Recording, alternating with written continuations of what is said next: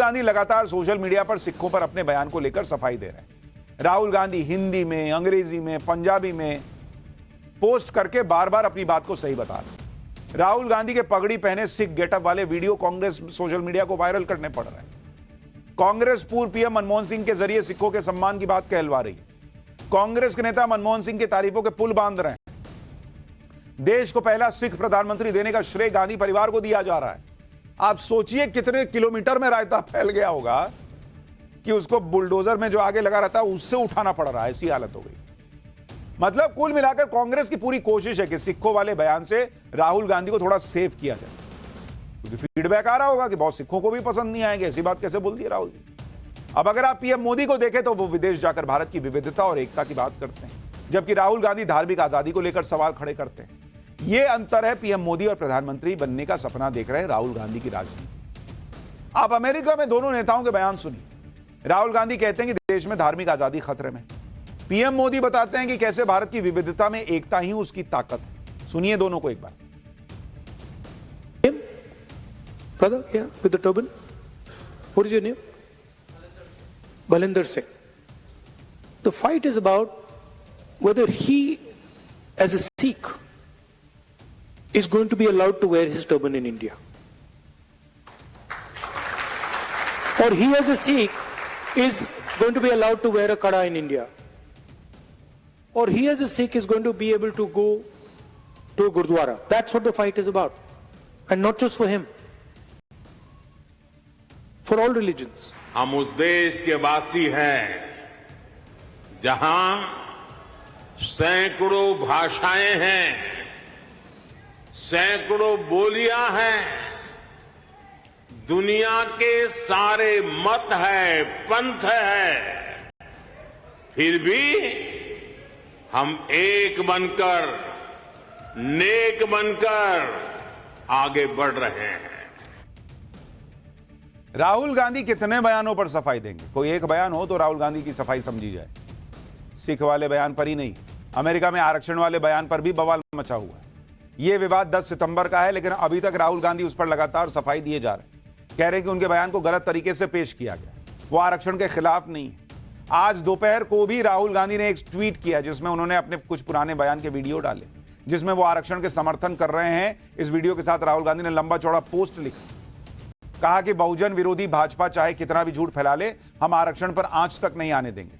हम जब तक नहीं रुकेंगे जब तक एक विस्तृत जाति जनगणना न हो, आरक्षण पर से 50% की सीमा हटाकर हर वर्ग को उनका हक, हिस्सेदारी और न्याय न मिल जाए, जनगणना से प्राप्त जानकारी भविष्य की नीतियों का आधार न बन जाए। मोदी जी जाति जनगणना बोलने तक से डरते हैं, वो नहीं चाहते कि बहुजनों को उनका हक मिले। राहुल गांधी ने कहा कि वो फिर से दोहराते हैं कि उनके लिए कोई राजनीतिक मुद्दा नहीं है, बहुजनों को न्याय दिलाना उनके जीवन का मिशन है। लेकिन राहुल गांधी कितनी सफाई दें? सच यह है कि जो दूसरों के लिए गड्ढा खोदता है वो कभी ना कभी उस गड्ढे में खुद गिरता है। लोकसभा चुनाव के दौरान कितना झूठ फैलाया जा रहा था कि मोदी तीसरी बार जीत गए तो संविधान बदल देंगे, आरक्षण खत्म कर देंगे। ये झूठ और भ्रम फैलाने वालों ने अपनी कुछ सीटें तो बढ़ा ली, लेकिन अब जब ऐसी राजनीति की आग इन तक पहुंच रही है तब इनको समझ में आ रहा है कि हाथ जल गया। तब नहीं समझ में आ रहा था चुनाव के वक्त। बस आप ही के पास सोशल मीडिया है, बस आप ही के पास जो है टीम है। आज के पास डेट में सबके पास है। तो जो नरेंद्र मोदी ने कहा भी नहीं वो आपने फैलाया, तो जो आप कह रहे हैं उसको ये लोग फैला रहे हैं। अब देते रहिए सफाई।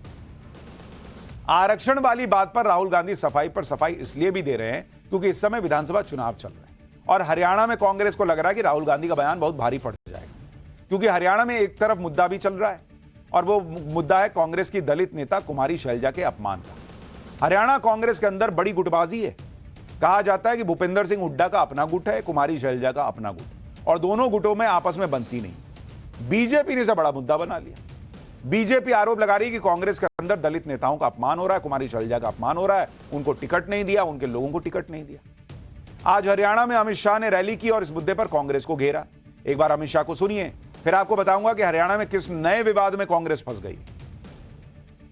हमेशा से दलित नेताओं का अपमान करने का काम कांग्रेस पार्टी ने किया, चाहे डॉक्टर अशोक तंवर हो, चाहे बहन कुमारी सैलजा हो, सबका अपमान कांग्रेस ने किया है।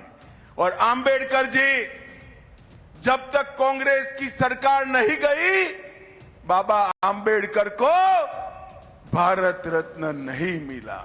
और भारतीय जनता पार्टी ने 5 तीर्थ आंबेडकर जी के लिए बनाए और संविधान दिन मनाने की घोषणा की। दरअसल पिछले कुछ दिनों से हरियाणा के सिरसा से कांग्रेस सांसद कुमारी शैलजा पार्टी के प्रचार कार्यक्रमों से दूर है। उनके प्रचार से अचानक गायब होने से हलचल मच गई, क्योंकि वो हरियाणा में पार्टी की बड़ी नेता हैं। कुमारी शैलजा सीएम पद की दावेदारों की रेस में बताई जा रही है और हरियाणा में कांग्रेस के बड़े दलित चेहरों में से एक। कुमारी शैलजा कांग्रेस की महासचिव भी है, लेकिन जब पार्टी अध्यक्ष मल्लिकार्जुन खड़गे ने हरियाणा का घोषणा पत्र जारी किया तो उस कार्यक्रम में भी कुमारी शैलजा मौजूद नहीं थी। इन सब की वजह से कुमारी शैलजा के नाराज होने की खबर फैल गई। बात इतनी बढ़ गई कि उनके बीजेपी में शामिल होने की अटकलें चलने लगी। बीजेपी की तरफ से भी उन्हें पार्टी में शामिल होने का न्योता दे दिया गया। बीएसपी की तरफ से भी कुमारी शैलजा को पार्टी में आने का न्योता दिया गया। कुमारी शैलजा की नाराजगी की 2 बड़ी वजह बताई जा रही है। एक तो यह कि टिकट बंटवारे में उनकी ज्यादा चली नहीं, इस वजह से वो नाराज हैं।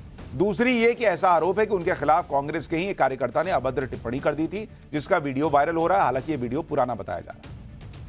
हरियाणा की राजनीति में दलित फैक्टर हावी है, इसलिए कुमारी शैलजा जो खुद दलित हैं, उनकी नाराजगी से कांग्रेस में हड़कंप मचा हुआ है।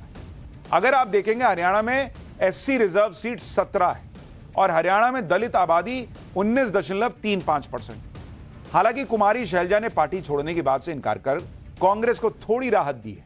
दावा है कि वो 2 से 3 दिन में प्रचार के लिए फिर ग्राउंड पर दिखेंगी, लेकिन इन सब के साथ कुमारी शैलजा अपनी नाराजगी भी जाहिर कर रही है।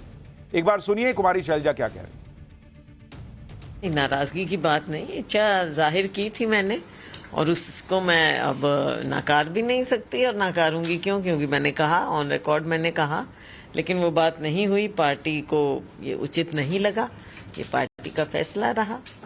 लेकिन मैं तो पार्टी की सिपाही हूँ, जो पार्टी का फैसला है हम आगे बढ़ेंगे।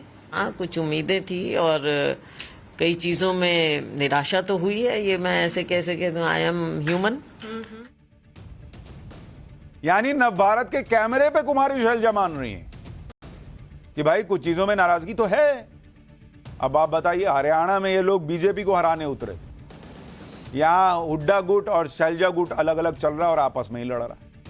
हरियाणा के लोकसभा चुनाव में आधी सीटें जीतने के बाद से कांग्रेस कॉन्फिडेंट है। इस कॉन्फिडेंस की वजह से पार्टी के अंदर कई खेमे बट गए, जिन्हें लग रहा है कि अगर सरकार बन गई तो सीएम वही होने चाहिए या उनके खेमे का होना चाहिए। लेकिन अब यही खेमेबाजी कांग्रेस को भारी पड़ सकती है। पहले सिख समाज पर बयान देकर राहुल गांधी ने पंजाब से सटे हरियाणा में पार्टी की टेंशन बढ़ाई। फिर दलित नेता की नाराजगी ने कांग्रेस को और मुश्किल में डाल दिया। राहुल गांधी तो हर जगह दलित पिछड़ों की बात करते हैं, उनके लिए तो यह और फजीहत वाला मामला बनता जा रहा है। राहुल गांधी गलतियों पर गलतियां कर रहे हैं। वो जो बोलते हैं उनकी पार्टी के एक्शन में दिखता नहीं। उनके अपने बयान उनके लिए मुसीबत बन जाते हैं। लेकिन फिर भी कुछ लोग ऐसे हैं जो राहुल गांधी को लगातार पीएम बनाने का सपना बेच रहे हैं। आज जम्मू कश्मीर में एक रैली के दौरान फारूक अब्दुल्ला ने राहुल गांधी को फ्यूचर पीएम बता दिया। सुनिए एक बार।